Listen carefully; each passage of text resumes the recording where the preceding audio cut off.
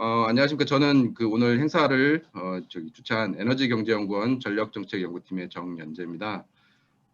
오늘 행사는 작년 12월에 저희가 전기요금 개편이 이루어져서 그래서 연료비 연동제, 기후 환경 요금 도입을 이제 주요 내용으로 하는 전기요금 개편이 이루어졌고, 물론 이제 과거에 많은 분들께서 이미 주장하셨던 내용들이 이제 담긴 거여서 참 한편으로는 고무적이고 반가운 일이긴 하지만은 또 다른 한편으로는 아직도 좀 뭔가 좀 부족한 면이 있는 것 같고, 아직도 그리고 전기요금 개편을 위해서 전기요금이 좀 이제 합리적인 체계로 가기 위해서는 좀 남아있는 과제들이 많이 있는 것 같습니다.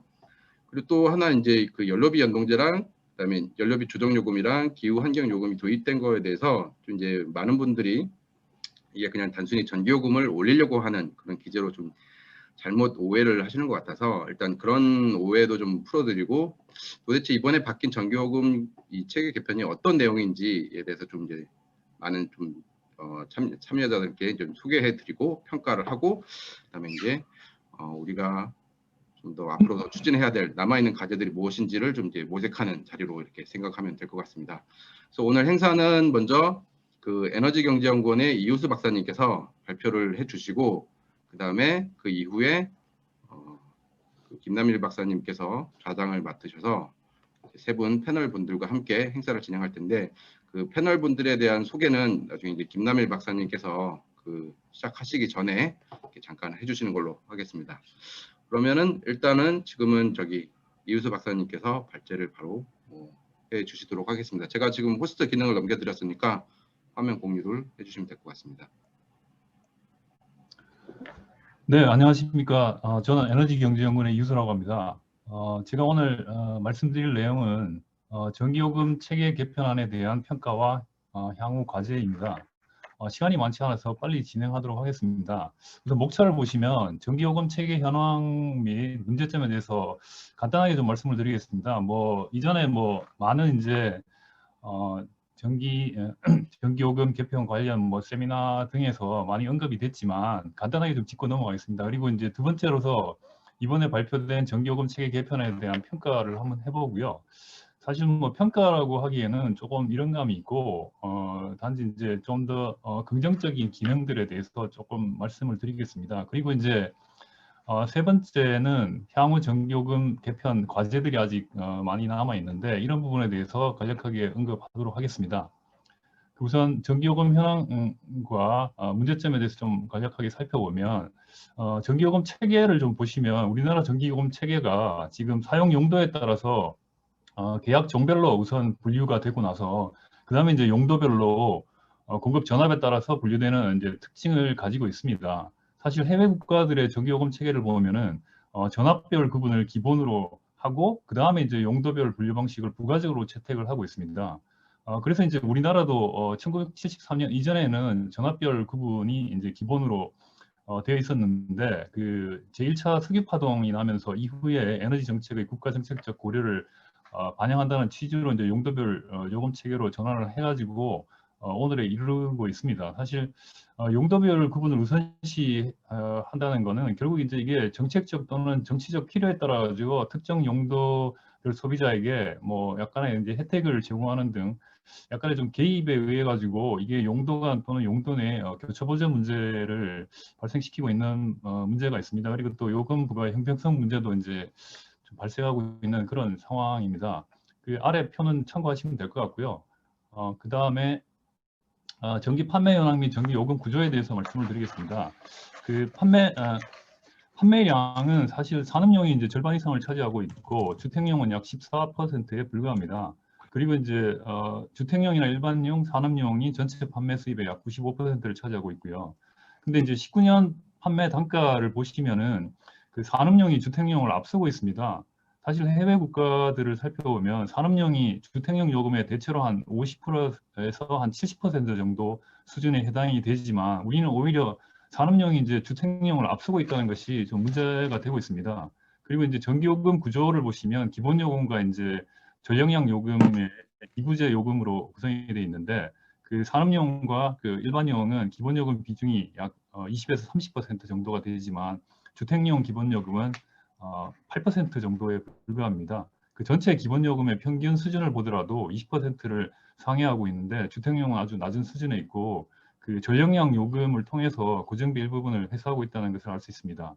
그리고 이제 전기요금 부과도 기본요금의 부과도 그 외국의 정액요금하고는 좀 외국의 정액요금 부과와는 달리 누진 단계별로 좀 차별화되고 있다는 그런 특징을 가지고 있습니다. 그리고 이제 전기요금 산정 기준을 좀 살펴보면요. 총괄원가 보상 원칙에 의해서 이루어지는데 그 전력 생산이나 공급에 필요한 적정 비용 그리고 이제 적정 투자 보수를 합산해 가지고 적정 총괄원가를 산정한 후에 결정을 하고 그다음에 이제 전기요금의 용도별로 이제 배분을 하는 방식입니다. 그 적정 원가에는 그 발전 송배전 판매 비용 그리고 이제 적정 법인세 일부 영업의 손익 등이 이제 포함이 되고 있고요.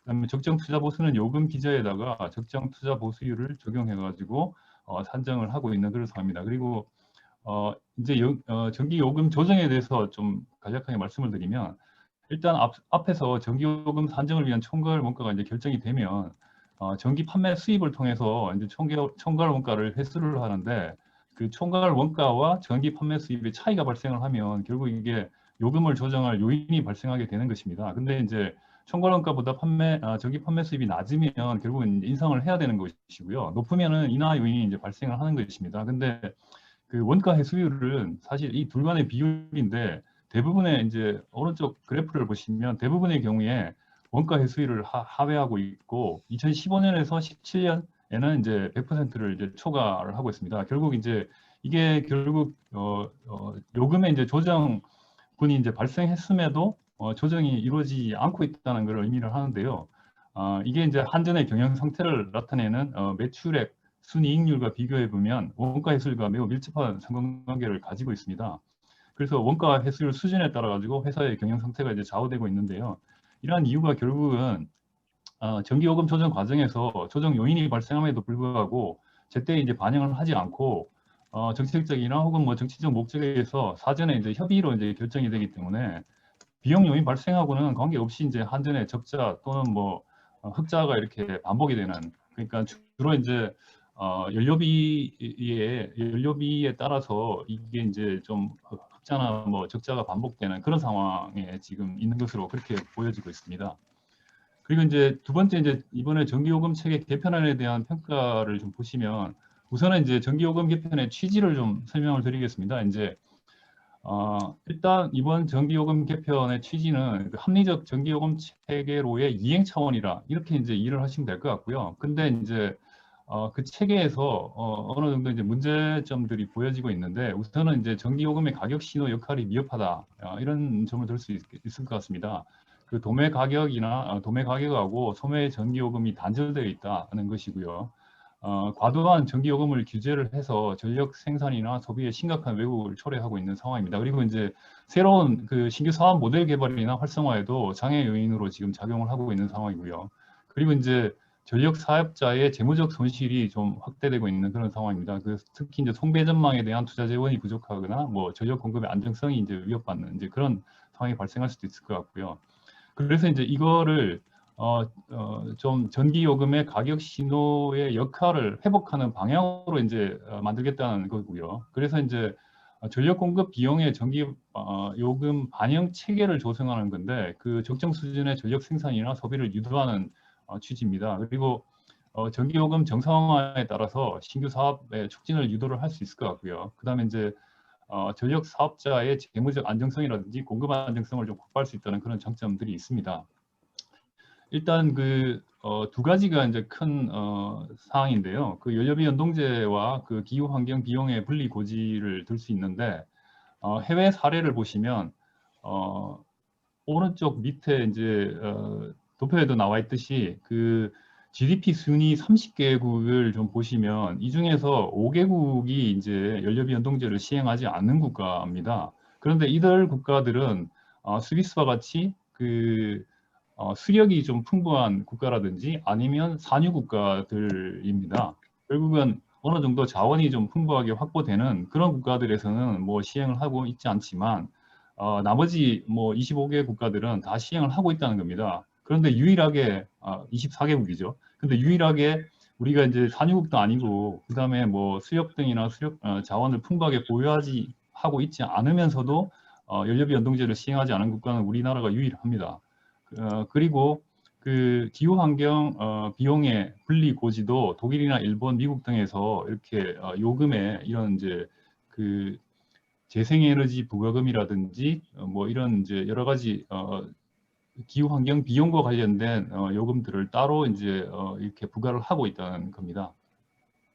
그리고 이제 개편안의 주요 내용을 좀 살펴보면 결국은 이제 세 가지인데요. 특히 이제 두 가지 부분에 좀 중점을 두고 있습니다. 그 연료비 조정 요금이라 해서 이게 결국 연료비 연동제인데요. 그 한전이 통제할 수 없는 그런 비용에 대해서는 결국은 이 비용들을 전기요금 간의 좀 연계성을 강화해보자 하는 것입니다. 그래서 우선 연료비 조정 요금은 그 매 분기마다 연료비 변동분을 조정을 하는데요. 일단 직전 1년간의 평균 기준 연료비를 설정을 하고요. 그 다음에 이제 직전 3개월 동안의 평균 실적 연료비와의 차이를 봐서 이 부분을 이제 주기적으로 그러니까 분기별로 전기요금에 반영하는 것입니다. 그리고 이제 또 한 가지는 이제 소비자 보호 장치가 마련이 돼 있다는 것입니다. 그러니까 요금이 급격하게 인상이 되거나 아니면 인하될 때 또는 이제 빈번하게 조정될 경우 소비자의 혼란을 좀 초래할 수 있어서 소비자를 보호하는 그런 장치가 마련돼 있다는 것이고요. 그래서 조정 범위를 제한을 하고 있는데 최대 뭐 플러스 마이너스 킬로와트 아워당 5원 정도, 그리고 이제 직접 요금 대비 3원까지만 변동하도록 그렇게 되어 있습니다. 그리고 좀 예외 상황 시에는 요금 조정을 유보할 수 있도록 그렇게 되어 있고요. 그래서 일단은 뭐 기대 효과를 보면 가격 신호 기능을 강화하는 그가 가장 첫 번째고요. 그 다음에 이제 소비자의 예측 가능성도 제고하고, 그 다음에 이제 유가 하락이 될 경우에는 네. 전기요금의 인하 효과도 예. 발생한다는 예. 점입니다. 그리고 이제 두 번째 기후환경 네, 그래서 저 중고로 들어갔어요. 분리 고지는 예, 예, 사실은 예, 예. 전력이약 요금에 포함된 기후환경 관련 비용을 별도로 분리해서 소비자에게 알린다는 것입니다. 그래서 관련 비용에 대한 소비자 인식을 제고하고 그 다음에 친환경 에너지 확대에 대한 자발적인 동참 여건을 조성한다는 그런 효과들이 있을 것으로 기대되고 있습니다. 그리고 기타 뭐 주택용 필수 사용 공제 할인 제도를 점진적으로 축소해 나가거나 아니면 주택용 게시별 선택 요금제를 도입한다는 내용으로 되어 있습니다. 그러면 이런 이제 전기요금 체계의 개편안이 어떤 의의를 가지는지를 다시 한번 좀 말씀을 드리겠습니다. 우선 이게 이번 전기요금 개편안은 그 합리적으로 전기요금 체계를 이렇게 좀 바꾼다는 데 대한 하나의 출발점으로 보시면 될 것 같습니다. 그래서 첫 번째는 이제 가격 신호 제공 등 가격 기능의 자원 배분 역할을 제고할 수 있다는 겁니다. 그래서 정당한 공급 비용을 기반으로 해서 전기요금의 적정 수준을 달성할 수 있을 것이라고 보여지고요. 그리고 이제 이렇게 하다 보면 결국은 이제 정치적 개입이나 정책적 혜택 제공 등의 일부는 좀 축소를 할 수 있지 않을까 이런 생각이 좀 들었습니다. 그리고 이제 전기 생산이나 소비의 효율화 유도에도 기여할 수 있는데요. 결국 전기요금 변화를 통해서 전기 생산이나 소비의 적정 수준을 유지할 수 있다라는 거고요. 그 다음에 이제 생산이나 공급 설비 투자와 소비에 대해서 자발적으로 좀 이런 요금의 변화에 따라서 조정할 수 있는 기능이 작동할 수 있다는 거고요. 그 다음에 이제 소비자의 수용성 제고에도 기여를 할 수 있다는 겁니다. 즉 전기 공급 원가를 투명하게 공개하고 검증을 통해서 정당한 비용이라고 하면 이게 이제 소비자들이 어느 정도 받아들일 준비가 될 수 있을 거라고 이렇게 생각이 됩니다. 그리고 급격하게 요금 변동이 일어나는 부분에 대해서는 제어 조항이 마련이 돼 있기 때문에 소비자의 부담 가중을 완화할 수 있을 것이라고 그렇게 보여집니다. 그리고 궁극적으로 보면 이게 이제 전기요금 조정에 대한 유연한 체계를 마련하는 과정의 첫 단계라고 이제 보여질 수 있고요. 많은 또 전문가들이 지적을 합니다만은 이렇게 돼 있어도 우리가 이제 연료금이나 가스요금에서 봤듯이 이게 이제 상황에 따라서 조금 지연이 되거나 뭐 연기를 할 수 있지 않을까 하는 우려들이 좀 있습니다. 그래서 좀 지속적 이행 여부 준수가 굉장히 필요하지 않을까라는 생각이 들고요. 그래서 특정 시기에 따라서 연료 가격의 반영의 연기 또는 지연 등 그 미행 가능성 문제를 어떻게 좀 미리 좀 방지를 할 수 있을까 하는 이제 그런 문제들이 좀 남아 있습니다. 그리고 이제 연료 가격 상승에 따른 전기요금 인상의 수용성 향상 노력이 있는데 일단은 소비자들에게 이거는 정당한 비용이라는 것을 인식시켜서 좀 더 그 전기요금에 대한 하나의 뭐랄까 좀 우리가 상품에 대한 대가로서 정당하게 비용을 지불해야 된다라는 것을 좀 각인시킬 필요가 있지 않을까 이런 생각이 들었고요. 그다음에 이제 다만 이제 전기요금 인상할 경우에는 그 수용 가능한 단계적 상승을 통해서 좀 적응할 수 있는 그런 기간들이 좀 필요합니다. 우리가 뭐 전기요금뿐만 아니라 다른 뭐 택시나 뭐 여러 가지 요금을 인상할 때도 물론 이제 요금 인상분이 굉장히 크다 하더라도 어느 정도 그 소비자들이 이렇게 좀 수용을 할 수 있는 그 단계가 있기 때문에 조금 더 이렇게 천천히 인상을 하는 그런 적응 기간이 필요하지 않을까 이런 생각이 들었습니다. 그리고 이제 마지막으로 향후 전기요금 체계 개편 과제입니다. 우선은 이제 한 세 가지 정도로 보여질 수 있는데요. 일단은 가장 지금 전기요금 체계에서 문제가 되고 있는 용도별 전기요금 체계를 개선해 나가는 것입니다. 일단 용도별 교차보전 문제를 해결을 해야 되는 것인데요. 지금 우리가 그 용도별로 원가 해수율을 한전에서 발표를 하고 있지 않기 때문에 대략적으로 좀 추정해 볼 수 있는 것이 산업용은 뭐 2013년 이전까지 꾸준하게 좀 인상을 했고요. 그 다음에 이제 그 이후로 거의 뭐 조정이 없었기 때문에 산업용이나 일반용은 어느 정도 좀 높은 수준에 있는 것 같고요. 그 다음에 주택용이나 교육용 용사용은 그 원가 회수율 100%를 하회하는 것으로 이렇게 좀 추정이 되고 있습니다. 그래서 이런 부분들이 용도 간이나 용도 내 교차 보조가 이루어짐으로 해서 좀 어떤 형평성 문제 이런 부분들이 있습니다. 그래서 그 용도별 원가 회수율을 100% 달성할 수 있도록 단계적으로 요금을 현실화해 나갈 필요가 있을 것 같고요. 그래서 궁극적으로 보면 공급 원가 기반의 전압별 요금 체계로 이행할 필요가 있습니다. 그래서 이게 이제 동일 시간이나 장소에서 공급받는 전력 비용은 용도가 아닌 전압별 차이에 기반을 두고 해야 된다는 것입니다. 그리고 이제 해외 주요국과 같이 전압별 요금 중심 체계 하에서 부가적으로 이제 뭐 산업용, 그다음에 주택용, 뭐 상업용 정도로 분류하는 방식으로 아마 채택을 하는 것이 바람직하지 않을까 이렇게 생각을 하고 있고요. 그다음에 이게 이런 용도별 원가 회수를 100%로 이렇게 맞춰놔야지 향후에 소매 시장 개방에도 긍정적 신호로 아마 작용할 수 있을 거라고 보여집니다. 그렇지 않으면 결국엔 이제 시장을 개방한다 하더라도 결국은 이렇게 좀 유리한 소비자들한테 뭔가 몰릴 가능성이 있기 때문에 나머지 원가 회수율이 지금 만약에 뭐 100% 이하에 돼 있는 그런 어떤 소비자들은 결국 궁극적으로 보면 한전이 이제 부담해야 될 이런 문제가 발생하기 때문에 결국은 이게 이제 어느 정도 소매시장 향후의 소매시장 개방에도 아마도 긍정적으로 작용하지 않을까 이렇게 생각이 됩니다. 두 번째는 에너지 환경이 굉장히 지금 많이 변하고 있습니다. 그래서 첫 번째는 친환경 에너지 공급이나 외부 비용 발생에 따른 전기요금 반영 체계를 좀 강화해야 될 필요가 있다라는 것입니다. 그래서 친환경 에너지 공급 관련 비용을 별도 항목으로 지금 적용을 해야 될 상황이고요. 그 다음에 이제 발전 과정에서 발생하는 환경오염 비용이라든지 발전연료 배출량에 대한 과세 등을 좀 더 강화해 나갈 필요가 있고요.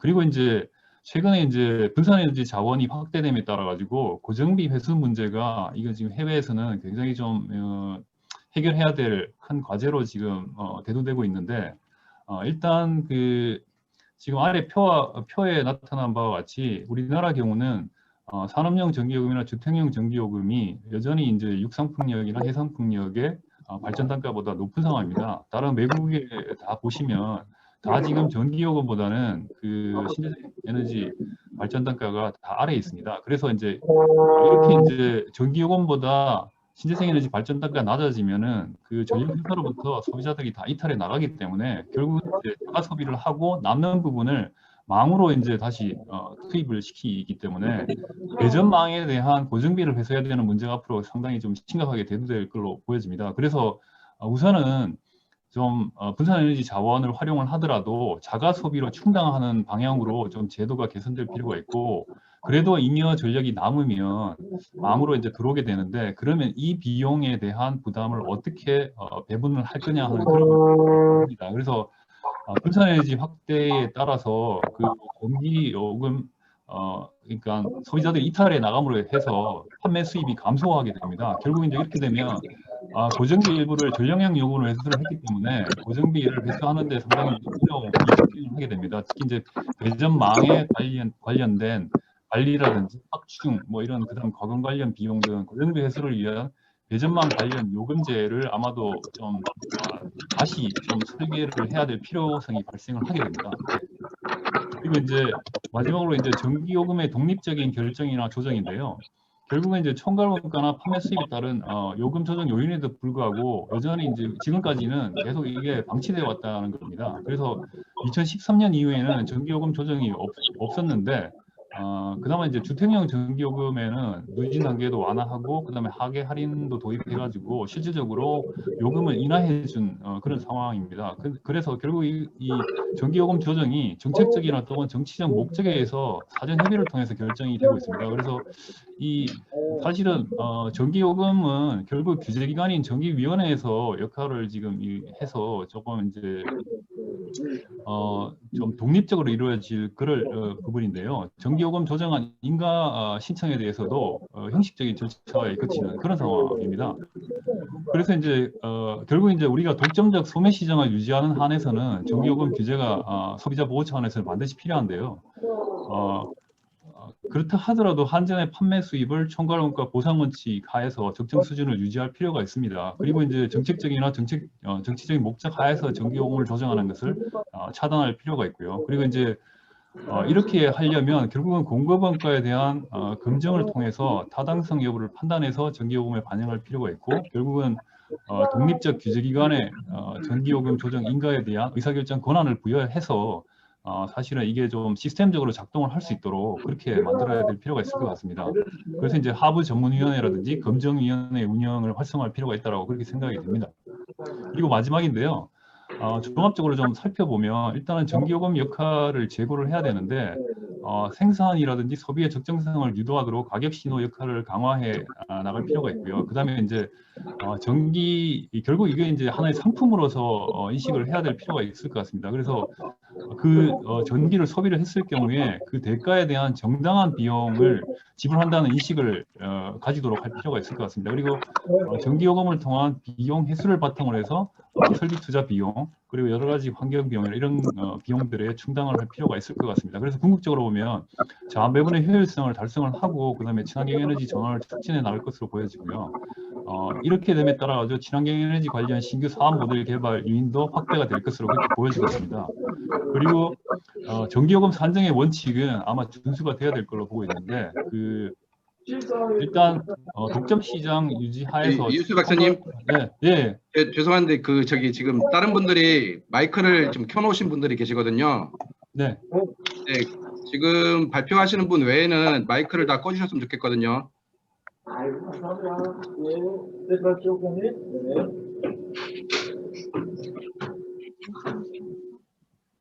됐네. 지금 네. 엄청됐네. 네, 진행하시면 될 것 같습니다. 네네. 그래서 제반 공급 비용을 반영을 하는데요. 결국 이제 전기요금의 총괄원가를 검증을 해서 공급 비용의 투명성이나 객관적 타당성을 확보를 하게 되면 전기요금에다 제반 공급 비용을 다 반영을 할 수 있지 않을까. 그러면 결국 소비자 설득이라든지 인식 변화를 유도하기도 용이하지 않을까 이렇게 생각을 하고 있습니다. 예, 이상으로 제 발표를 마치겠습니다. 네, 감사합니다. 이 좌장을 맡은 에너지경제연구원의 김남일입니다. 어쨌든 발표 잘 들었습니다.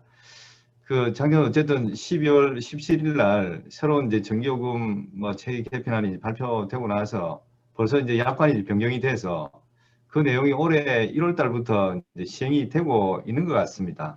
제가 제 집에 나온 1월 달 이제 전기요금 청구서를 보니까 여기 이제 청구서 보니까 벌써 그 항목 중에 이 기후 환경 비용하고 이 변동비 이제 조정액이 반영되어 나온 걸 봤습니다.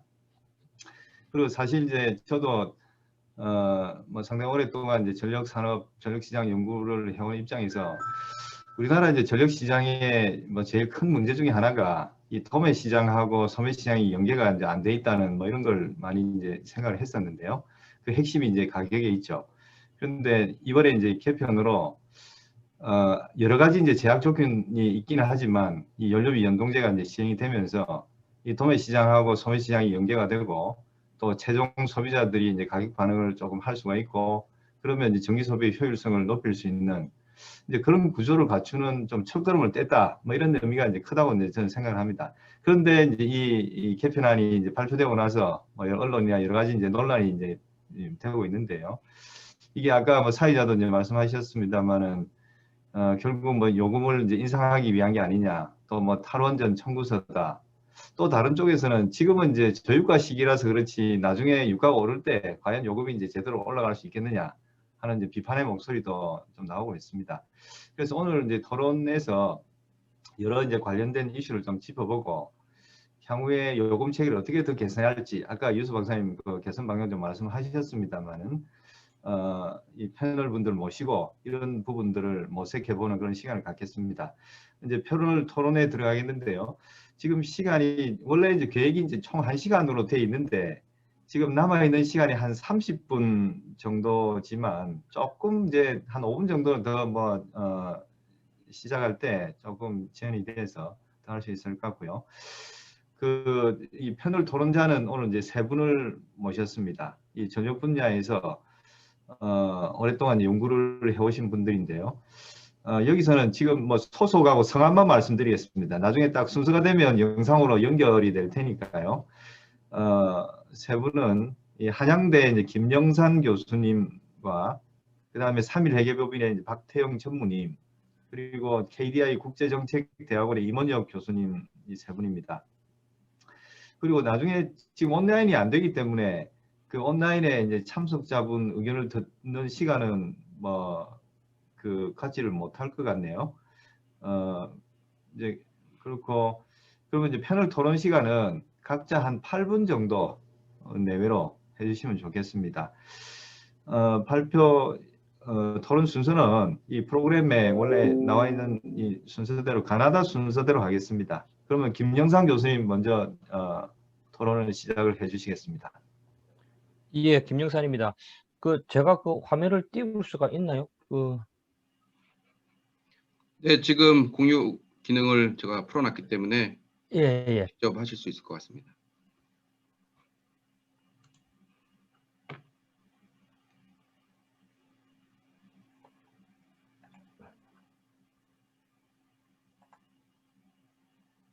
예, 제가 사실 이번 전기요금 개편 있기 이전 작년에 굉장히 유사한 주제 가지고 어디서 발표한 적이 있습니다. 그래서 사실 오늘 제가 한 내용은 그때 이야기한 걸 그대로 거의 따와서 쓰고 있고 사실 여기 지금 이 파워포인트도 그때 있는 페이지들을 상당히 가져온 거라서 이게 혹시 자기 표절이 아닌지 잘 모르겠네요. 근데 뭐 같은 내용이라서 그 중심으로 말씀을 드리겠습니다. 우선 이제 이 그림은 제가 한 10년 전에 그려놓고 상당히 이제 여러 번 우려먹고 있는 그런 그림인데요. 이제 전력 시장에서 소매 판매 부분이 얼마나 중요한가 하는 역할이 무언가 하는 이 그림입니다.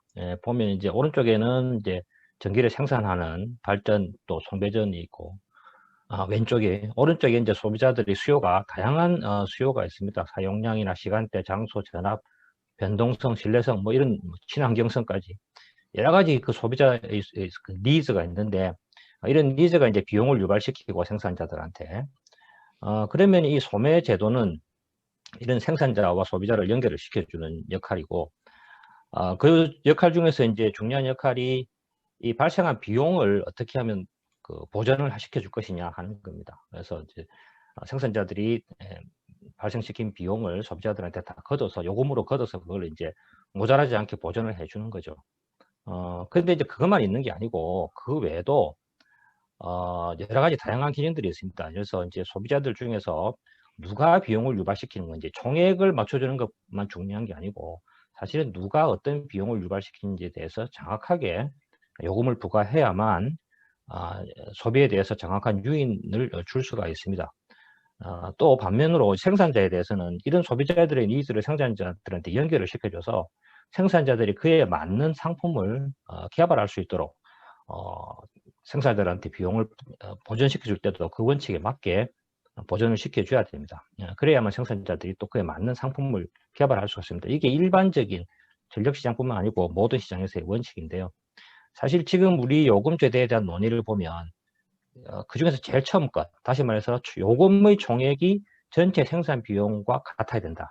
이거에 대해서만 지금 뭐 이것도 지금 잘 못 맞춰가지고 계속 이제 뭐 오랜 기간 동안 고생을 하다가 이제 이번에 그걸 맞춰보기 위해서 요금 개편을 한 건데요. 그 나머지 문제들도 굉장히 중요한데 이 나머지 문제들에서는 사실 지금 뭐 전혀 논의조차 되지 않고 있고 결국 이것은 이제 소매 판매 부분의 구조가 시장 진화적으로 바뀌지 않는 이상 해결되지 않은 문제이기 때문에 이 문제에 대해서는 이제 저는 더 이상 이제 언급을 안 하고 요금에 대해서만 이야기를 하도록 하겠습니다. 지금 이 앞에도 이유수 박사님도 이야기했지만 이게 우리나라 전력요금 결정 과정이 원칙이 있고 현실이 다릅니다. 원칙은 이 그림과 같이 아까 그림에도 나왔지만 순서가 1, 2, 3, 4 해가지고 누가 제일 먼저 이니시에이트를 하냐면은 한국전력이사회에서 이니시에이트를 합니다. 그러면 이게 산업통상부로 가서 가운데 제일 큰 동그라미 나와 있는 정기위원회에서 이것을 이제 심의 의결을 하는 걸로 되어 있는데요. 현실은 어떠냐 하면 현실을 그리면 이제 그와 똑같은 그림을 좀 바꿔봤습니다. 크기도 바꾸고. 현실은 정치권이죠. 국회, 또 산업통상부, 재경부 이런 데서 협의를 합니다. 어떤 필요가 있으면 먼저 이쪽에서 협의를 해서 자기들끼리 협의할 때도 있고 또는 이제 무슨 TF를 구성해서 다른 전문가들을 참여시키기도 하고 이렇게 해서 거의 결론을 내려놓고 나머지 부분은 거의 뭐 요식행위로 이렇게 하는. 그래서 저 맨 오른쪽에 잘 안 보이는 그림이 정기위원회는 뭐 거의 뭐 한번 통과하는 뭐 이런 식으로 되어 있습니다. 그래서 이런 구조가 계속되는 한은 어떤 전기요금 제도를 하더라도 여전히 이 정치권 또 정부의 입김이 강할 수밖에 없다. 그래서 상당히 자의적이 될 수밖에 없다. 이런 우려가 여전히 남아있고 이 문제를 해결하려면 적어도 현 제도 내에서는 이 규제기관, 독립적인 규제기관의 역할이 강화돼야 된다. 뭐 이렇게밖에 말할 수가 없습니다. 이제 좀 더 구체적으로 지금 나온 그 두 가지 연료비 연동제와 환경비용 분리 고지에 대해서 말씀드리겠습니다. 연료비 연동제는 이미 다른 나라에서 많이 도입하고 있고 우리나라도 과거에 뭐 몇 번 거의 다 도입한다고 발표해놓고 다 마지막 순간에 취소했는데 이번에는 어떻게 이제 아까 김남일 박사님 말씀하신 것처럼 실제 시행이 되었습니다. 장점은 뭐 이렇게 비용 변동에 대해서 경직적인 요금의 그 문제를 구조적으로 해결할 수 있다는 건데 여전히 한계가 있죠. 여전히 지금 이제 여러 가지 예외 조항을 두고 있기 때문에 아까 이유수 박사님 말씀하신 것처럼 실제 이게 정확하게 반영이 되겠느냐 또 어떤 정치적인 필요에 의해서 왜곡이 되지 않겠느냐 하는 이런 문제가 여전히 남아 있습니다. 남아 있고 그다음에 이제 환경요금 분리 부과인데요.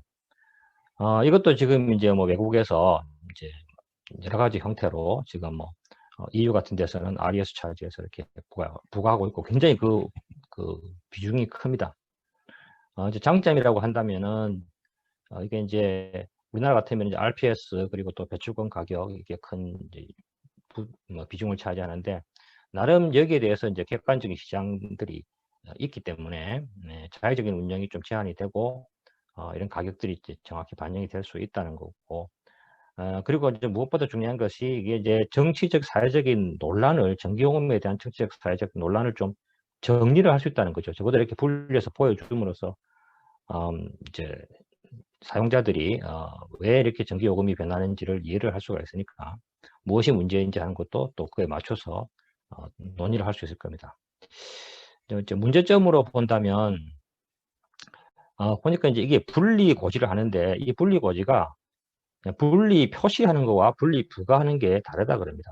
이제 분리 표시는 동일한 한전 내에서 발생하는 비용을 이제 따로 그 계산만 따로 해서 그 액수만 따로 보여주는 거죠. 이게 분리 고지에 해당되는 거가 아마 지금 하는 제도가 그게 아닌가 싶은데 이제 분리 부과는 완전히 회계를 분리해서 회계 분리를 전제로 해서 이제 그쪽에서 발생하는 비용을 완전히 분리해서 부과하는 이런 형태입니다. 그래서 사실 이제 EU 같은 데서는 이 분리 부과 형식을 쓰고 있고 이게 이제 훨씬 더 회계적으로 투명한 그런 방식입니다. 그래서 국민들의 이제 신뢰를 얻기 위해서는 분리 부과를 하고 그걸 이제 회계 자체를 분리하는 게 좀 더 투명성이 높지 않겠느냐 이렇게 생각하고요. 마지막으로 이제 환경비용 요금 방영 방식인데요. 지금 이제 환경비용도 예를 들면 이제 그 배출권 비용처럼 이게 연료를 사용하는 데 따라서 비례적으로 발생하는 외생 비용을 이제 보전하기 위한 것들이 있습니다. 이런 것들은 사실 좀 더 이상적인 방식은 이 배출권을 사용하는 연료에 대해서 그 연료비에 포함을 시키고 그것을 이제 연료비 형식으로 부과하는 것이 좀 더 정확한 게 되고, 그게 이제 전원 간의 대체 유인도 제공하고, 또 우리나라는 급전순위도 영향을 미치기 때문에 이렇게 연료 사용에 따라서 발생하는 환경 비용은 연료비에 이제 직접 부과를 하는 게 더 옳고, 그 이외에 이제 FIT처럼 어떤 그 재생에너지 지원에 대해 하기 위해서 사용되는 비용들이 있습니다. 자, 이런 비용들은 이제 어떤 그 연료비에 부과하는 게 아니고 이걸 따로 이제 분리 해결을 해서, 아까 말씀드린 대로 분리 해결을 해서 그것을 분리 부과를 하는 게 더 바람직한 방법이 아니겠는가. 그래서 이제 요약드리면 발전 비용에 포함된 비용은 전력 도매 가격을 통해서 요금에 바로 반영을 하고, 친환경 전원에 대한 지원 비용은 요금에 직접 반영을 하면서 지원 주체에 따라서 분리 부과를 하는 게 맞지 않나, 이렇게 생각합니다. 저는 여기까지 하겠습니다.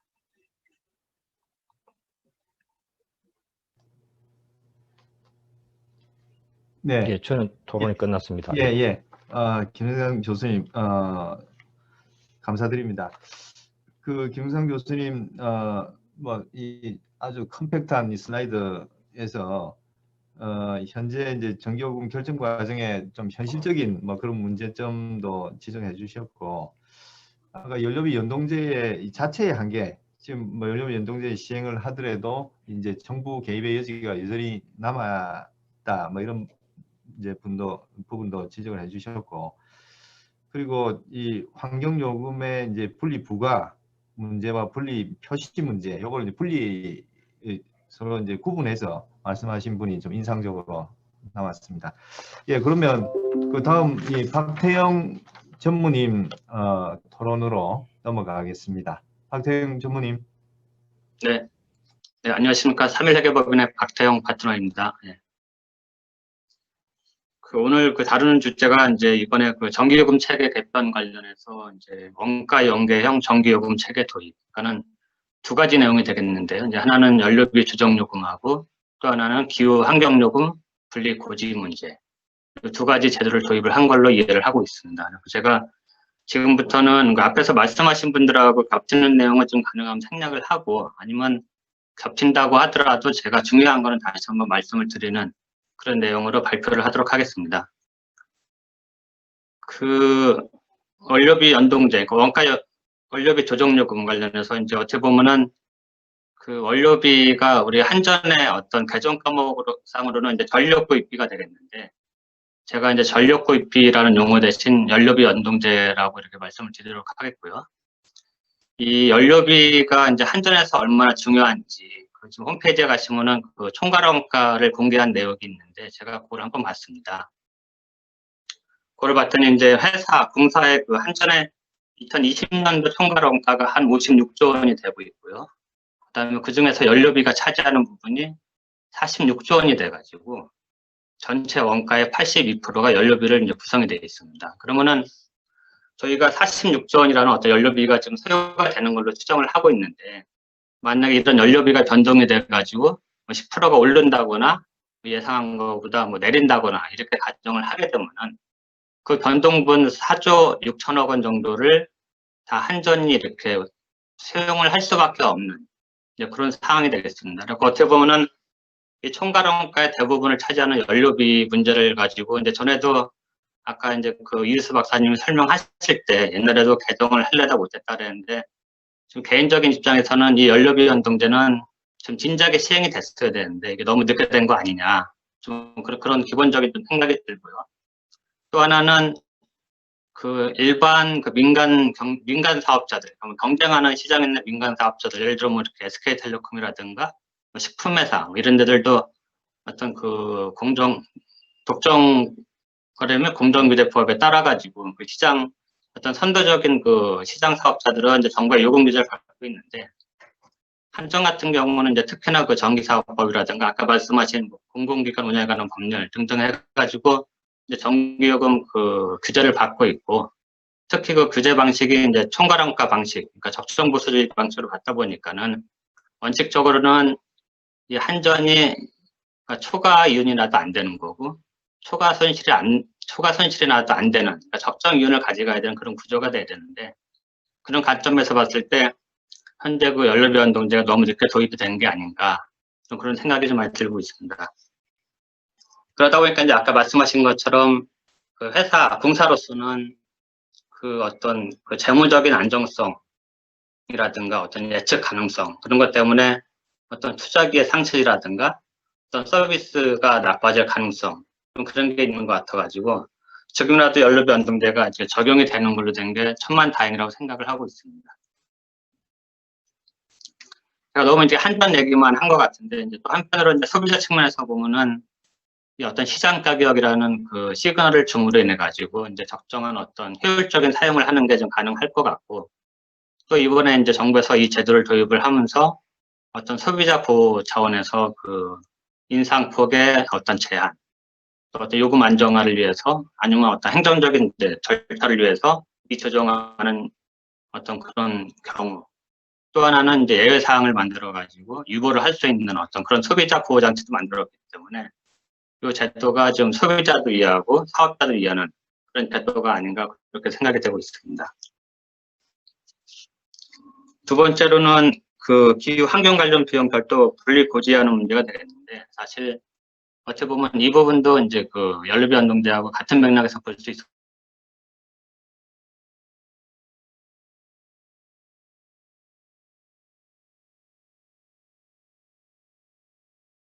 수도 있긴 하지만은, 기본적으로 어떤 한전의 발생 비용에서 그 기후 환경 관련된 비용을 브레이크다운 해가지고 소비자한테 알려준다는 어떤 그런 정보 제공 차원에서 볼 때는 되게 좀 긍정적이고, 또 정부의 정책을 소비자가 잘 이해를 하고 그에 따라서 이제 호응을 하고 따를 수 있는, 경우에 따라서는 기꺼이 그 비용을 부담할 수 있는 그런 좋은 제도가 아닌가, 그렇게 생각을 하고 있습니다. 그 이상으로 이제 간단히 그 도입의 어떤 취지하고 제가 생각하는 어떤 그 변화를 말씀을 드렸고요. 이제 마지막으로는 그 지속 가능한 전기요금 체계 확립을 위해서는 어떻게 할 것인가, 아까 이제 이유서 박사님께서 전반적으로 좋은 말씀을 해주셔가지고 제가 간단히 이제 연료비 연동제하고 그 기후 환경 변화 요금 관련해서만 이제 간단히 말씀을 드리겠습니다. 첫 번째로는 아까도 계속 이제 하신 말씀하고 똑같은 얘기가 되겠는데, 이 연료비 연동제가 이제 시행이 되기 때문에 가능한 예외사항을 만들지 않고 쭉 적용을 하는 게 좋을 것 같다라는 생각이 듭니다. 아까도 이제 말씀하신 것처럼 도시가스라든가 집단에너지 이런 경우는 어떤 그 약간의 정치적인 문제, 어떤 물가 안정 문제, 그런 차원에서 유보도 많이 되고 그랬는데, 이게 한번 유보가 되면은 자꾸 유보가 될 수 있는 사항이 있기 때문에 이런 부분은 정기위원회라든가 뭐 정부라든가 해서 좀 유념하셔가지고 지속적으로 적용하는 게 좋을 것 같고요. 두 번째로는 이 안이 뭐 이렇게 여러 번 많이 생각하고 또 시뮬레이션이라든가 의견을 갖고 좋은 안을 만들었지만은 또 실제 적용하다 보면은 사실 이게 어떤 한전의 어떤 손실분이라든가 초과 이격분을 다 이렇게 회수할 수 있거나 보상을 해줄 수 있느냐, 그런 관점에서 볼 때는 그 제한 5원이라든가 이런 금액으로 볼 때는 다 충분치 않을 수도 있기 때문에 향후 적용을 통해 가지고 어떤 새로운 이슈가 발견이 되면은 다시 또 제도 개선을 하는 그런 것도 고려해야 될 필요가 있을 것 같습니다. 세 번째로는 그 정부 그 보도 자료에도 나와 있었는데, 이번에 어떤 연료비 연동제를 이제 도입을 하면서 한전의 어떤 전기요금 공급 비용에 대해서 되게 효율화를 하겠다 그랬는데, 제가 이렇게 재무제표를 보니까는 그 비용 자체가 이제 전체 아까 총괄원가의 10%도 안 되고, 또 거기서 이제 정부가 3% 내서 이렇게 통제를 하겠다, 관리를 하겠다 이런 내용이 있는데, 개인적으로 볼 때는 그 어떤 관리 목표 금액이 너무 작은 게 아닌가, 좀 그런 생각이 들어가지고 그 단순한 공급 비용에 들어가는 한전의 내부적인 비용뿐만이 아니고 외부적인 비용도 더 효율화할 수 있는 방안이 없는지 한번 그런 것도 고민을 해보는 게 좋을 것 같습니다. 네, 마지막으로는 이제 그 어떤 총괄원가라든가 이번에 이제 연료비 연동제도 이제 한전 홈페이지 같으니 그 변동력이 쭉 나오긴 했었는데 그런 거에 대해서 어떤 뭐 단순히 전달식이 아니라 어떤 절차, 어떤 과정을 거쳐서 이런 게 나왔다. 물론 이제 이번 보도자료도 보면 정부가 검증단을 구성을 해가지고 검증을 하겠다고 그런 내용은 있었는데 지금 보도자료상으로는 1년에 한 번 총괄원가만 하는 걸로 그런 식으로 제가 이해를 했는데 1년에 한 번이 아니고 분기별로 연료비 연동제도 같이 검증을 하고 또 총괄원가의 대부분이 연료비인 거를 고려할 때는 분기별로 오히려 공시를 하는 게 더 좀 적합하지 않을까 생각이 듭니다.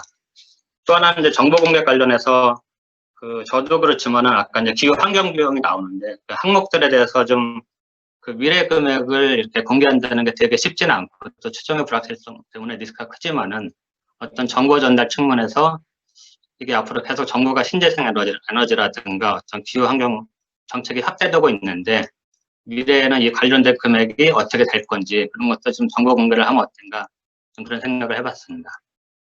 네, 이상입니다. 네, 박태영 전무님 토론 감사드립니다. 뭐 전무님 말씀하신 걸 뭐 딱 한마디로 요약하면 이게 이 전기를 공급하는 척과 그다음에 소비하는 척 모두를 보호하는 뭐 그런 장치가 이제 이번 이 제도 개편의 내용이 된다 이런 말씀하셨는데 그 조금 아까 말씀하신 이제 예를 들어서 연동제 이전에는 한전이 이 총괄원가의 대부분을 차지한 연료비 리스크를 다 떠안는 이제 구조 하에서 이게 한전의 뭐 적정 이윤이 안 되고 적자와 흑자가 반복된 뭐 그런 상황이었다 뭐 이런 걸 설명하신 것 같고요. 그 다음에 또 한 가지 이제 소비자 측면에서 강조하신 게 이 정보 제공의 이제 투명성을 크게 이제 증가를 이제 시킬 수 있다 이런 부분을 이제 강조하신 것 같습니다. 특히 이제 기후 환경 비용을 이제 분리고지하는 이런 부분 하고요. 그리고 또 세부적으로 이제 이 미세먼지로 인한 석탄 발전 감축 비용 이런 부분에 이제 세부적인 이제 정보 공개가 또 있어야 되겠다 이런 이제 부분들을 이제 지적을 하신 것 같습니다. 그리고 또 한전에서 이 통제 가능한 이제 공급 비용 이런 부분들은 더 효율적으로 좀 감축을 할 수 있도록 노력을 해야 된다 이렇게 이제 말씀을 하신 것 같습니다. 예, 박태영 전무님 좋은 토론 감사드립니다. 그러면 마지막으로 임원혁 교수님 토론해 주시겠습니다. 네, 감사합니다. 아까 김남일 박사님께서 말씀하신 것처럼 2021년부터 원가 연계형 전기요금 체계가 시행돼서 이 연료비 조정제가 도입되고 그리고 그 기후 환경 비용이 분리 고지되는 이런 변화가 이루어졌는데요. 저는 사실 2007년도 8년도에 그 KDI에서 저랑 이수일 박사 그리고 3.1회계법인에서 당시 장현국 시니어 매니저 그리고 김범조 매니저 등 포함해서 연료비 조정제에 대한 그 용역 보고서를 작성한 적이 있습니다. 그래서 아까 김영산 교수님도 말씀하셨습니다만 2011년도에 연료비 조정제가 도입 확정되었다가 시행 유보 내지 취소가 돼서 계속 표류되다가 비로소 2021년에 시행되게 됐다는 점을 좀 늦었지만 기쁘게 생각합니다. 근데 연료비 조정제를 좀 보시면 기본적으로는 전체 원가에서 연료가 차지하는 비중이 높은 뭐 가스, 전력, 열, 한국산업 등에서 그 연료비의 변동을 사용요금에 적절하게 적시에 반영해 가지고 경제주체의 합리적인 선택을 유도하는 제도인데 기본 취지는 결국은 사업자가 스스로 통제할 수 없는 원가, 그러니까 외생성이 아주 큰 원가를 그 요금에 반영을 해서 소비 측면에서는 소비자의 합리적인 소비를 유도하고 공급 측면에서는 사업자의 재무적 리스크를 줄이고 결국 그 자본 조달 비용을 낮추는 이런 제도가 되겠습니다. 그런데 여기서 소비자의 합리적인 소비라고 하면은 어떤 의미가 있냐면 만약 그 연료비가 상승했지만 요금에 이게 반영되지 않았을 때 과소비가 일어날 것이고요. 그리고 더 중요한 문제는 비효율적인 어떤 전환이 일어날 가능성이 높습니다. 그러니까 뭐 석유로 난방하지 않고 석유나 가스로 난방하지 않고 그것을 가공해서 생산한 전기로 난방하는 게 더 싸게 먹힐 수도 있기 때문에 결국은 전기 난방 쪽으로 그 대체를 하는데 문제는 뭐냐면은 이와 같은 그 소비자의 결정이 일어나게 되면은 전기 난방에 필요한 설비를 구입을 하지 않습니까? 그러면 잠금 효과가 있기 때문에 사실 그것을 그 되돌리긴 상당히 어렵고 나중에 요금을 높이려고 하더라도 소비자 입장에서 우리는 전기 요금이 낮게 유지될 걸로 생각을 하고 이런 설비를 샀는데 왜 이제 와서 요금을 올리느냐 뭐 이런 반발이 있을 수가 있습니다. 그래서 그런 측면이 사실 더 중요하다고 저는 보고요. 아까 박태영 전무님도 말씀하셨습니다마는 만약 그 연료비 그 상승분이 요금에 제대로 반영되지 않는다면은 뭐 적자가 발생하겠죠. 사업자 입장에서는. 그러면 신용등급이 떨어질 거고 자본 조달 비용도 높아지고 재무적 리스크도 상승을 하기 때문에 사실은 그 사업자가 통제할 수 없는 원가를 요금에 반영하는 것이 그때그때 반영하는 것이 소비 측면이나 공급 측면에서 국민 경제에 도움이 되는 것인데 이제 그 어떤 근시안적인 시각으로 정치권이나 정부에서 개입을 하는 것이 문제죠. 그래서 그 연료비 조정제는 큰 맥락에서 보자면 재량보다는 준칙을 통해서 공공요금 책정이 이루어지도록 하는 측면이 크다고 봅니다. 근데 아까 말씀드린 것처럼 2008년도에 KDI와 3.1회계법인에서 이 연료비 조정제 도입에 대한 그 보고서를 작성을 했었는데 그때 저희가 제출했던 안이랑 이번에 2021년부터 시행되는 원가 연계형 요금제랑은 좀 차이가 몇 개 있습니다. 그래서 그 부분을 좀 말씀을 드리고 싶은데요. 가장 큰 차이는 이 두 개인데 그 조정 상한을 설정함에 있어서 2008년도에 저희랑 3.1회계법인에서 제시했던 안은 기준 연료비 대비 150%까지는 조정할 수 있게 하자는 거였습니다. 그러니까 기준 연료비가 직전 1년도 동안 이제 평균 연료비가 있는데 예를 들어서 뭐 연료비가 한 70% 올랐다고 하더라도 그걸 다 반영을 할 수는 없겠지만 기준 연료비 대비 그 150%에 해당하는 부분, 50% 오른 부분까지는 조정 그 분에 반영을 해야 된다는 겁니다. 저희 입장은.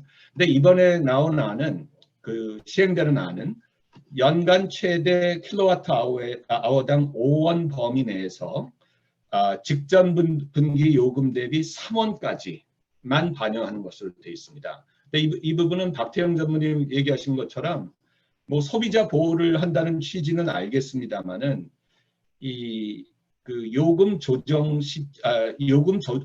너무 지체하는 이런 그 우려가 있습니다. 그래서 저는 이 부분은 문제가 있다고 보고요. 두 번째가 이제 적용 유보 조항에 관련된 내용인데 2008년 KDI랑 3.1회계법인에서 낸 안에는 적용 유보 관련한 그 조항이 없습니다.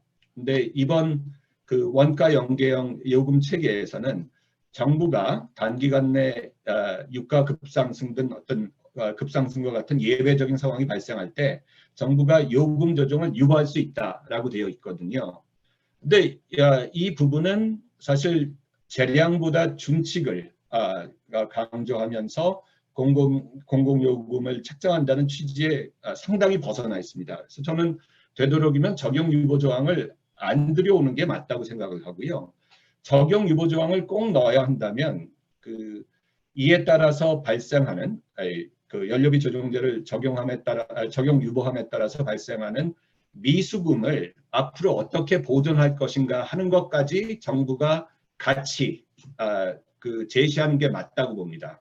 그렇지 않으면은 사실 뭐 예를 들어서 연료비가 뭐 한 해에 30% 정도 오르는 거는 흔히 있을 수 있는 일이라고 생각을 하는데요. 그런데 그 뭐 5원 범위 내에서 킬로와트 아워당 5원 범위 내에서밖에 조정을 못 한다면은 문제가 있을 수 있고 더 나아가서 유가가 급등했으니까 연료비 조정제를 적용 유보하겠다 하고 한다면 더더욱 지체가 되는데 그때 발생하는 미수금을 그러면 앞으로 정부가 어떻게 해소해 줄 거냐 하는 그 계획이 같이 제출돼야 된다고 봅니다. 그래서 그 두 개가 단기적으로 좀 해소돼야 되는 문제라고 보고요.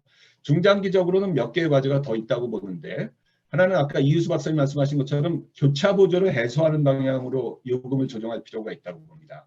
그렇게 돼야 앞으로 뭐 소매 판매와 관련해서도 만약 경쟁을 도입한다면 뭐 크림 스키밍이라고 그러죠. 알짜 빼먹기죠. 그런 현상이 발생하는 것을 어느 정도 막을 수 있을 텐데, 예를 들어서 이번 경우에 그 연료비 하락 요인이 있어서 일괄적으로 킬로와트아워당 5원씩을 깎아줬는데, 농사용 전기요금에 대해서는 예를 들어서 이를 깎아주지 않아도 된다고 봅니다. 저는 그렇게 해서라도 좀 단계적으로 교차 보조를 해소하는 것이 저는 바람직하다고 보고요. 더 중장기적인 과제는 이제 기후 환경 요금 분류와도 연계가 됐는데, 일단 연료비 조정제는 아시는 바와 같이 화석 연료만을 적용 대상 연료로 하고 있습니다.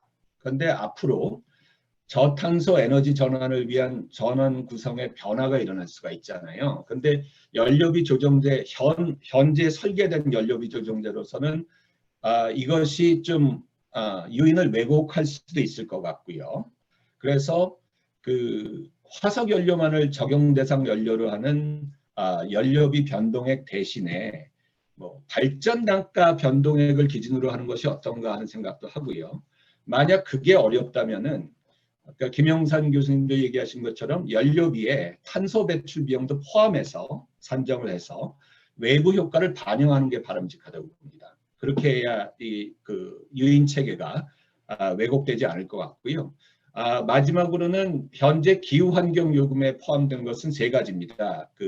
신재생 에너지 의무 할당제, RPS라고 그러죠. 그리고 배출권 거래제 이행 비용, ETS 이행 비용이 있고, 마지막으로 미세먼지 계절 관리제에 따른 석탄 발전 감축 비용이 있는데, 아까 이유수 박사님이 발제에서도 말씀하셨습니다만은 기후 환경과 관련된 비용이 이것만은 아니거든요. 예를 들어서 뭐 분산 전원이 더 확대되면서 이에 따른 배전망 건설 비용 같은 것도 기후 환경과 관련된 어떤 비용이라고 할 수가 있는데, 이와 같은 저탄소 에너지 전환을 위한 투자 비용을 어떻게 반영할 것인가 하는 과제가 남아있는 것 같고요. 이 부분은 아까 김영산 교수님이 아주 구체적으로 설명을 잘 해주셨는데, 연료에 얹어서 하는 것이 더 효과적인 부분이 있고, 그리고 경제학적으로 맞는 부분이 있고, 소비자가 또 선택하는 이런 부분들이 있어가지고 그거는 좀 나눠서 생각을 해야 될 것 같습니다. 그리고 이 문제는 전력산업 기반기금 개편 문제와도 좀 연결을 해서 해결하는 게 맞지 않은가, 저는 그렇게 생각합니다. 이상입니다. 네, 이원혁 박사님 아주 좋은 토론 감사드립니다. 임 교수님 말씀하신 그 내용의 이제 키 포인트는 뭐 재량보다는 준칙 이런 이제 표현을 쓰셨는데요. 사실 전기요금 뭐 책정에서는 이 정부의 이 자의적인 뭐 그런 개입보다는 규칙이나 제도에 따라서 해야 된다 뭐 이런 말씀을 이해를 하고요. 그리고 아까 2008년도 이제 KDI와 3일 해결법인 이제 보고서 뭐 말씀을 하시고 비교를 해주셨는데, 뭐 안을 보니까 이번에 이제 이 개편된 것보다 훨씬 이제 파격적이고 급진적인 안 같습니다.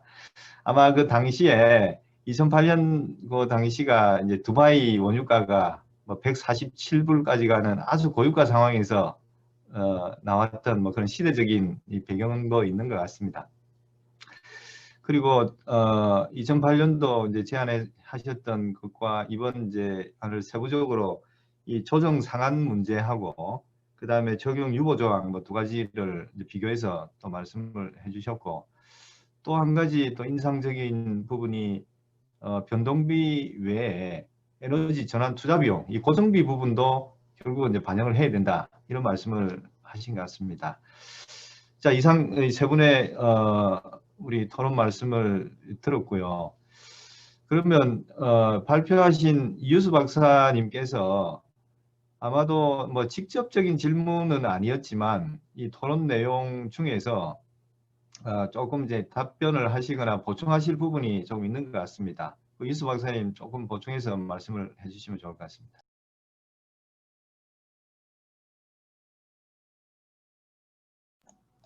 유수 네, 박사님 특별하게 뭐 질문이나 뭐 이런 게 있었던 건 아닌 것 같고요. 다들 이제 공통적으로 나오신 얘기를 하신 부분이 결국 이게 이제 연료비 연동제를 만들어 놨다 하더라도 결국은 정부의 개입 여지가 여전히 있기 때문에 이게 이제 제대로 시행이 될 건가에 대한 우려 뭐 이런 것들이 가장 뭐 핵심 사항인 것 같습니다. 그럼에도 불구하고 어쨌든 지금 일단은 그 연료비 연동제가 작동하도록 만들어 놓은 거에 상당히 좀 의미가 있는 것 같고요. 일단은 그래서 이제 가장 중요한 거는 어떤 형태로든 간에 발생하는 비용을 좀 검증을 좀 잘 해서 이 소비자들이 어느 정도 좀 수용 가능하도록 설득을 하는 문제가 같이 포함이 될 것 같습니다. 결국 그래야지 이제 어느 정도 비용 인상 요인이 발생을 하더라도 뭐 인하 요인은 뭐 말할 것도 없이 소비자들이 수용을 할 거고요. 뭐 인상이 되더라도 소비자들이 이 정도 비용이 발생했으니까 내가 내는 것이 정당하다라고 이제 어느 정도 인지가 돼야지만이 소비자도 거기에 대한 부담감이 크지 않을 거라고 보여지고요. 그래서 이제 그런 부분에 대해서 조금 더 이제 좀 강화를 해 나간다고 하면 아마도 이게 뭐 다른 부분에서 이제 좀 우려하는 것처럼 이게 뭐 인상을 위한 뭐 조치가 아니었나 이런 부분하고는 조금은 이제 좀 거리가 있지 않을까 이렇게 생각이 됩니다. 그래서 우선은 그 비용을 좀 투명하게 만들어서 이거를 공개를 하고 그게 이제 전기요금에 정당하게 반영이 되고 그냥 그것으로 인해서 좀 소비자들의 뭐 소비라든지 투자 여러 가지 뭐 이렇게 관련된 그런 경제 주체들의 그런 행동들이 좀 적정하게 이제 자원 배분이 적정하게 일어날 걸로 보여지기 때문에 전반적으로 아마 에너지 시스템이 효율적으로 가는 데는 상당히 아마 기여할 걸로 그렇게 보여지고 있습니다. 예, 이상입니다. 네, 이효수 박사님 감사합니다. 지금 이제 발제와 이 토론 시간을 다 이제 가졌는데요.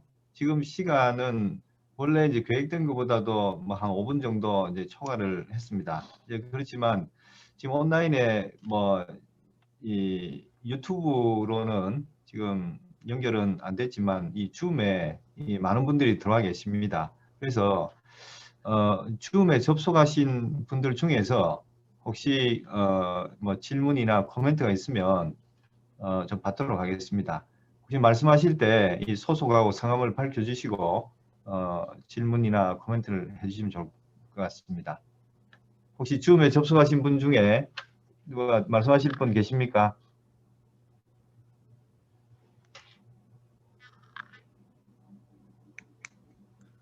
네, 안녕하세요. 저희 국민대학교 최봉석입니다. 네. 이문혁 박사님과 발표 토론을 잘 들었고요. 네. 토론을 잘 들었습니다. 저는 오늘 이제 이 내용을 들으면서 다시 데자뷰를 보는 느낌이었는데요. 결국은 아까 이문혁 박사님 말씀에 동의하는 바가 우리가 이미 아픈 추억이 있습니다. 그래서 도시가스 원료비 연동제에서 당시 제가 지금 잠깐 과거 자료를 보고 있는데 2008년부터 2014년까지 비상시 유보 조항을 정권의 입맛에서 작동을 하면서 당시 인상 요인이 한 10차례가 있으면 그중에 한 3번은 동결을 시켰고요. 또 상당 부분을 비상시 유보하면서 미수금이 발생하는 상황이 있습니다. 사실. 근데 문제는 제 생각에는 이게 한번 그러니까 준칙과 재량을 이야기했는데 준칙을 지키는 이야기를 했다가 재량적으로 갔다가 거기서 이제 소비자의 역선택을 발생시키면 다시 이 신뢰를 시장의 신뢰를 회복시키기가 어렵습니다. 그래서 결국 정부는 이 부분은 되게 가볍게 생각하지만 결국은 제도를 도입하지 못한 것보다 못한 결과가 발생할 수가 있습니다. 결국 이 가격이 시도가 왜곡돼 버리면 신뢰를 회복하는 데 많은 시간이 걸리기 때문에 반드시 아마 연구원에서 제가 제안드리면 원료의 과거 도시가스 원료비 연동제 시행 상황과 그 당시 유보 상황 등이 있는데 이런 부분을 계속 모니터링 해가지고 과거 사례와 이렇게 비교하면서 정부한테 계속 그 지침을 가이드라인을 줄 필요가 있다고 봅니다. 네, 감사합니다.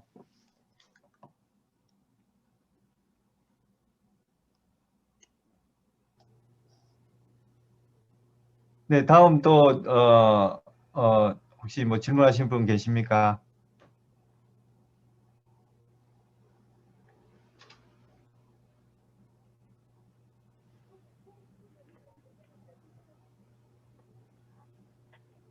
안녕하십니까.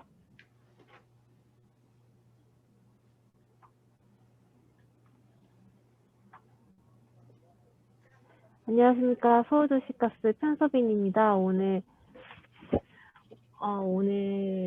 토론 내용 잘 들었고요. 또 그 전기요금 개편안 중에서도 특히 발전비, 연료비 조정, 연동에 관한 그런 얘기 잘 들었습니다. 그런데 이번에 전기요금 개편안에서 보면 크게 세 가지로 그 마지막 꼭지 중에서 그 주택용 요금의 개편안에 대해서 개선 방향에 대해서 나온 게 있지 않습니까?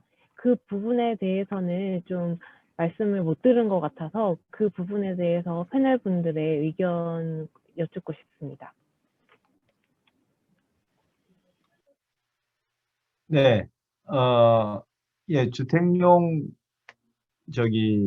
요금에서 선택형 그 요금제를 일부 도입하는 그런 부분은 이 발제자이신 유수 박사님께 조금 설명을 해주시는 게 좋을 것 같습니다.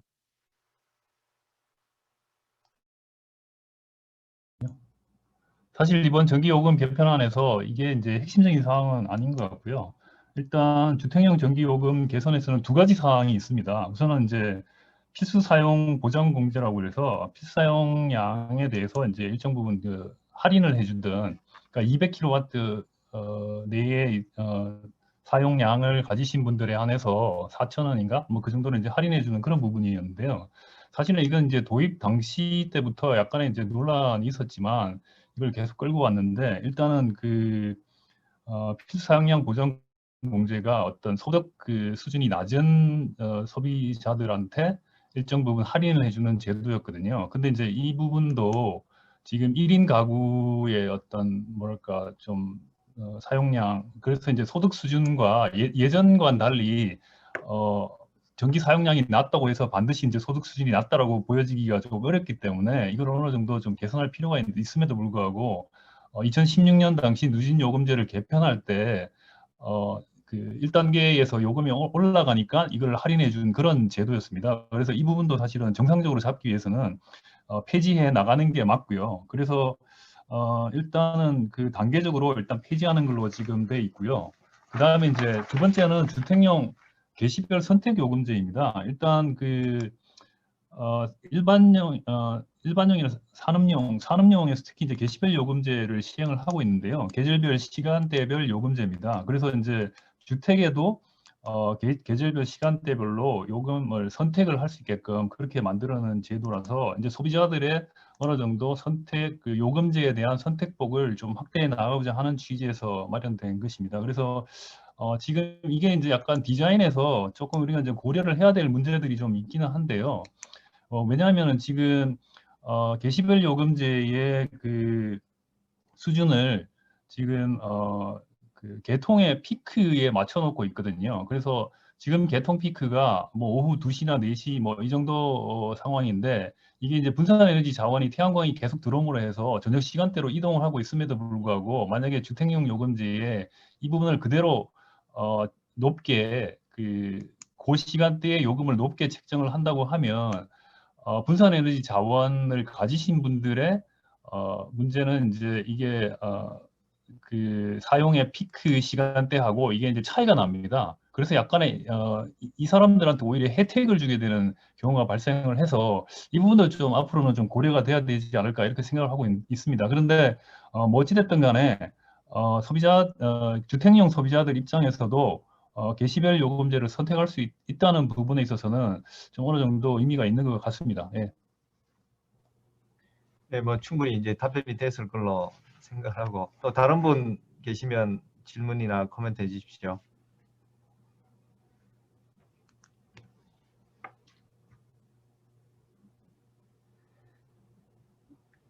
네, 그러면 없으시면 시간이 그래도 한 15분 정도 뭐 초과가 됐기 때문에 뭐 여기서 이 발제와 토론을 이제 마감을 하는 게 좋을 것 같습니다. 제가 마지막으로 뭐 오늘 우리 이제 이 짧은 시간이었지만 우리 전기요금 체계 이제 개편에 대해서 중요한 포인트를 좀 짚어보는 뭐 그런 기회를 가진 것 같고요. 어쨌든 지금 정부가 추진하고 있는 에너지 전환 정책 성공을 위해서도 요금 체계 합리화가 필요하다는 것은 많은 사람들이 이제 그동안 이제 공감을 해왔고 이번 개편이 이제 중요한 출발점이다. 뭐 그렇게 생각을 하고요. 그리고 오늘 이제 확인했듯이 좀 제도 개선도 지속적으로 앞으로 필요하다. 그리고 용도별 이제 교차 보조 해소 이런 부분하고 오늘 이제 이 토의는 못했지만 이 성배전 이제 원가 구조를 이제 투명하게 좀 분리를 하고 이제 공개하는 이런 부분도 이제 중요하다는 생각이 들고요. 무엇보다도 이제 전기요금 체계가 소비자들한테 이제 정확하고 투명한 정보 제공, 그래서 소비자한테 공감을 얻는 이런 방향으로 이제 개선돼야 된다는 그런 말씀을 이제 드리면서 오늘 뭐 좋은 발표하고 토론해 주신 여러분들께 감사드리고 토론회를 마쳐야 될 것 같습니다. 예, 감사를 드립니다. 수고하셨습니다.